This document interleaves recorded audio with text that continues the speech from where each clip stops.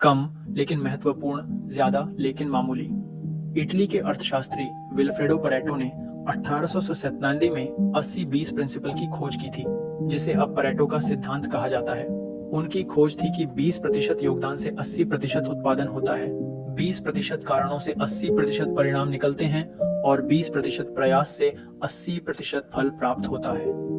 Joseph जुरान ने उन 20% को कम लेकिन महत्वपूर्ण और 80% को ज्यादा लेकिन मामूली की टर्म दी। शॉर्ट हैंड के आविष्कारक सर आइजक पिटमैन ने पाया कि हमारी 2/3 बातचीत को केवल 700 प्रचलित शब्द ही पूरा कर देते हैं। उन्होंने देखा कि हमारी 80% सामान्य बातचीत में यही शब्द काम आते हैं। एक छात्र अपने 80% पाठ्यक्रम को अपने अध्ययन के 20% समय में पूरा कर लेता है। परीक्षा में प्रश्न पत्र के 80% प्रश्न 20% पाठ्यक्रम से लिए जाते हैं। 80% विकास, लाभ और प्रतिफल में लगभग 20% ग्राहकों का योगदान रहता है। 80% व्यवसाय 20% उत्पादन व सेवाओं से चलता है। 20% कर्मचारी 80% उत्पादन करते हैं।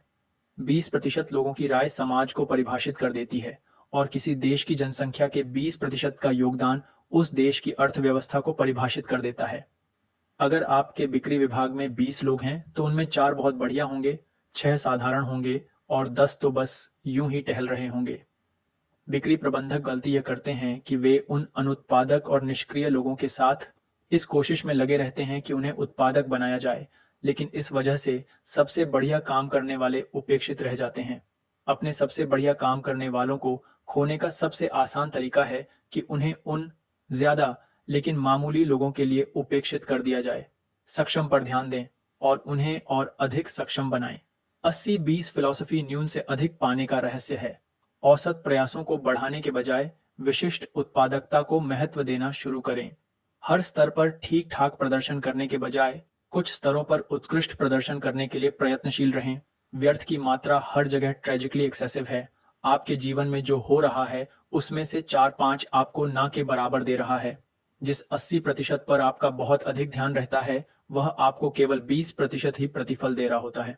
अपनी सोच को बदलें, अपने दृष्टिकोण का रिव्यू करें, काम के बंटवारे का रिस्ट्रक्चरिंग करें और इसे ज्यादा लेकिन मामूली से कम लेकिन महत्वपूर्ण की ओर ले जाएं। इफेक्टिवनेस इस बात से नहीं आती कि उस 80% का क्या हुआ, बल्कि इस बात से आती है कि आपने इस 20% का प्रबंधन, नियंत्रण व उपयोग कैसे किया। आपका 20% समय सचमुच यह बता देता है कि आप जीवन में क्या हैं और क्या होंगे। इस 20% पर ध्यान दें और आपके जीवन का 80% अपने आप ही बेहतर हो जाएगा।